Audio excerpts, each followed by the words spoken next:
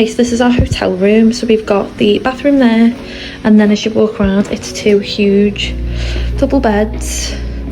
And then now for the money shot. Ooh, that's nice. So yeah, views of the CN Tower.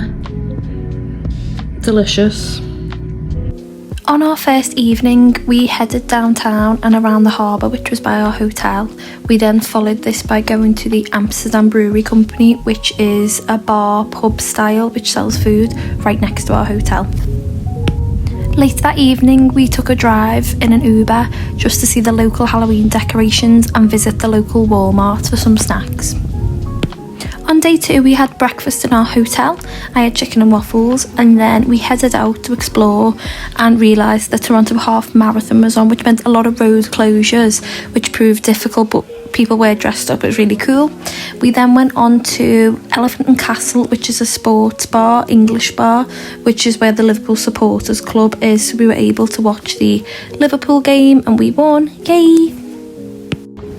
Following the game, we headed to Kensington Market, which is a selection of food places, small independent shops, coffee shops, you name it, they've got it.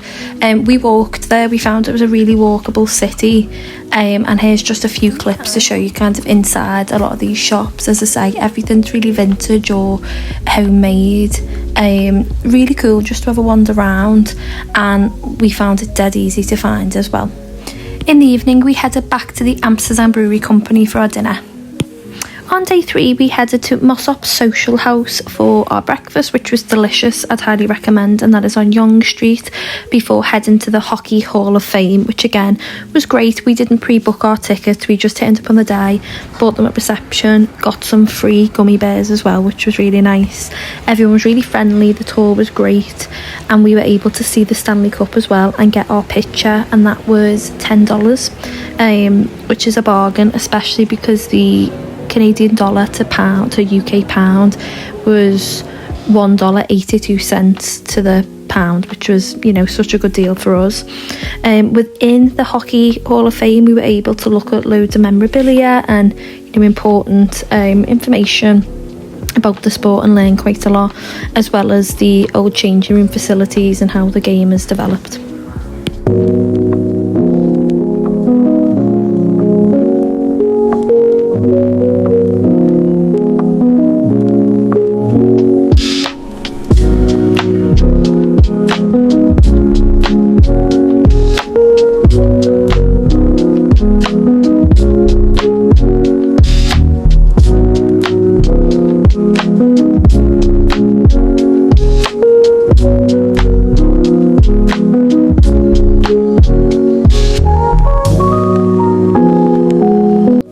Within the Hockey Hall of Fame, they also had an activity section where you could play different games. One of them that we played, which I'll show a clip of, is you have a chance at scoring a puck against an interactive goalie. There was also one which you would act as the goalie and you had to try and catch the puck or save the goal. I didn't try that one because I didn't think it'd be particularly good. But here's just a short clip of me trying to score, which unfortunately failed miserably, but it was a lot of fun and it's completely free.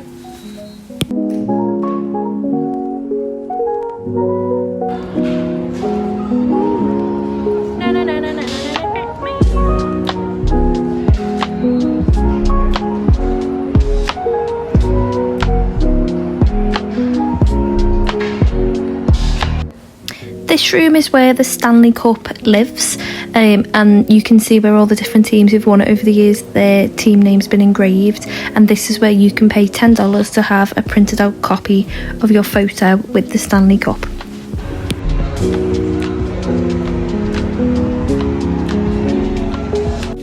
From here, we went back to the hotel to freshen up. We then went to the Spaghetti Factory for dinner, which is an absolute bargain. You can get all your soups, salads, ice cream, unlimited drinks, all for the cost of your main meal. So I got a chicken parm with broccoli and some chocolate cake for afters. We then headed to the Scotiabank Arena for the Maple Leafs game, and they were playing the Tampa Lightning Bolts. I've never really watched ice hockey before, but I'd say definitely if you're in Toronto to try and catch a game. It was so much fun, and they did loads of different giveaways and free items. It was definitely worth a visit. We paid about £80 for our ticket, maybe a little bit more, but I think because it was such a good experience, I think I paid it.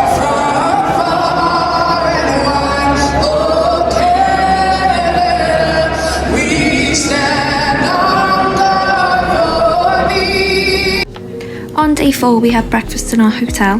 We then headed to the CN Tower to go up into the viewing platform.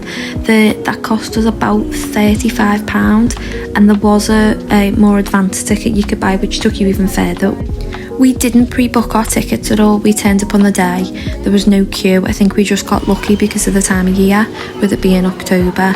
But yeah, no queue at all, and we got straight in the elevator and went straight to the top.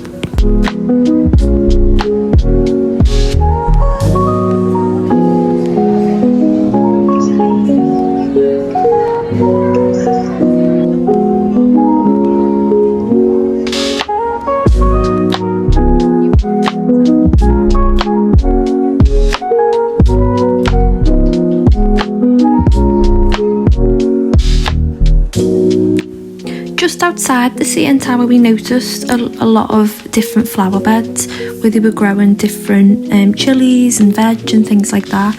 I think this is quite common around the city because we did notice it in a few places, so I'm not sure whether it's open to the public to take or it's just for display, but it was just a really nice touch.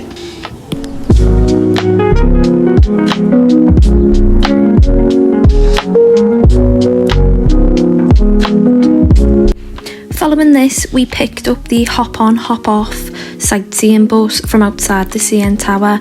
This was quite expensive, it was about £43, but it was definitely worth it as it dropped us off at all key locations, but also gave us a bit of a history and information about each location. So the first stop we got off was Lawrence Market, where we stopped for lunch, and we got a muffaletta each and a pastry for after. Lawrence Market is definitely a must-see. If you're in the city, they have a butcher's, they've got different herbal tea stations and a lot of independent sellers throughout.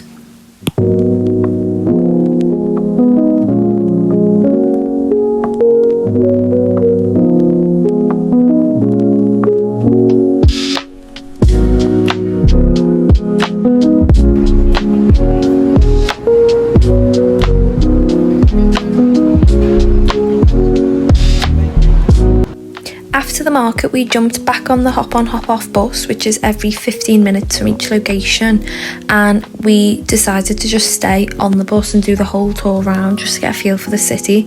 So this stopped in Yonge Street, which is kind of Toronto's version of Times Square. It stopped at the Shoe Museum, and it also stopped at Castleloma, which is a castle built by a rich man for his wife as a gift, and they just kind of gave us an insight into how he went bankrupt building it, and the city then bought it off him and opened it as a tourist attraction.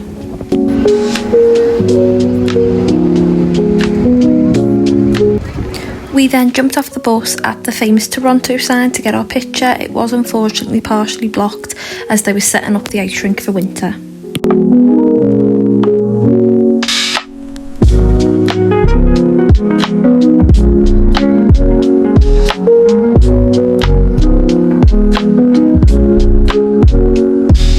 We then jumped back on the bus and headed to the Canadian Walk of Fame. So this is quite close to the CN Tower. This has stars such as Bryan Adams, Nickelback, and of course Shania Twain as well.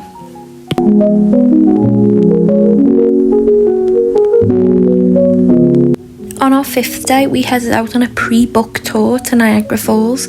This was about 2 hours from Toronto city centre, and we booked our trip through Get Your Guide. It was quite expensive, it was about £100 each, but it was definitely worth it for such a fun-filled day. Our first stop on the trip was to the Whirlpool, which you can see here. We then moved on to syrup tasting, and there was 3 different types of maple syrup. So there was golden, amber and dark, and we were able to taste them for free, along with iced taffy and some fudge.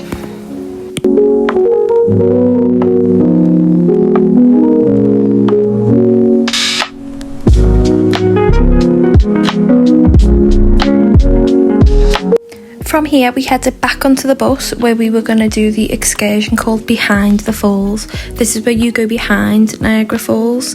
You still get wet, but you can experience them from a different point of view.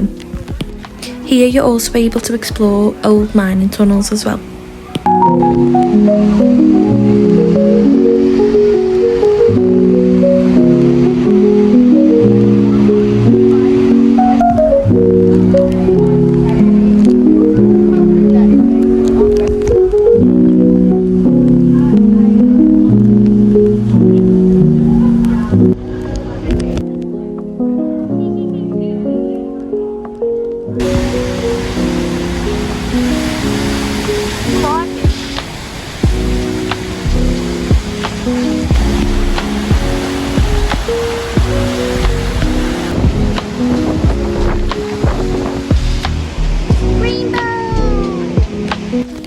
From here we then jumped onto the Maid of the Mist, which is the boat which sails you right into Niagara Falls. To say you get soaked is an understatement, and I'm so glad I bought 2 ponchos and a waterproof phone case.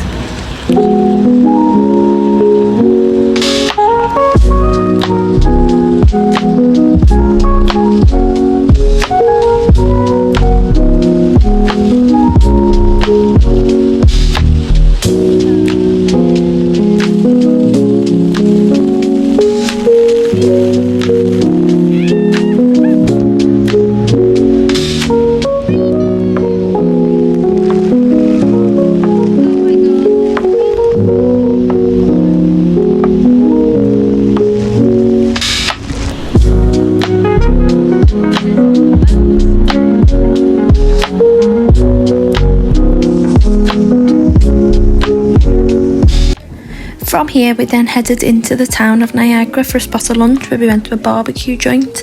I got fried chicken and some poutine. Niagara town as a whole is very much an arcade town. There's a lot to do for families. It was okay. We had fun. I probably wouldn't go back to the actual town, but Niagara Falls itself I would.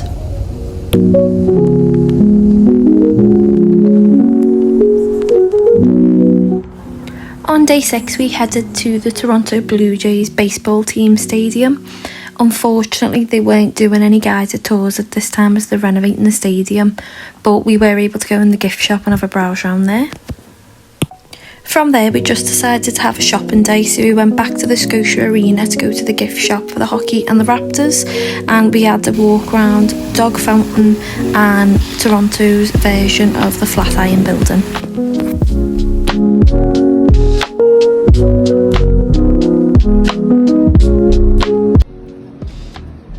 We then headed back to the Lawrence Market for some lunch, and we got a Cubana to share before walking to the distillery district, which is a selection of distilleries, pubs and small independent shops.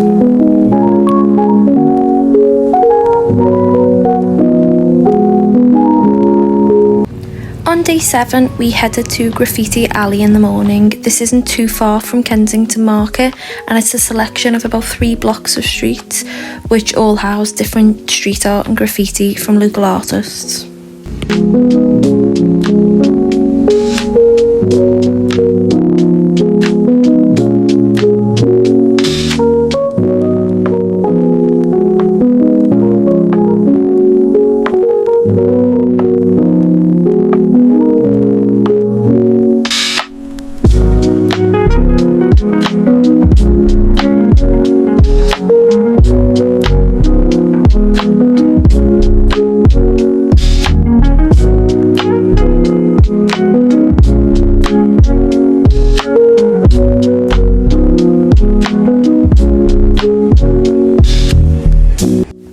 From here we freshened up, headed to a few shops before going back to Scotiabank Arena for the Raptors basketball game that evening.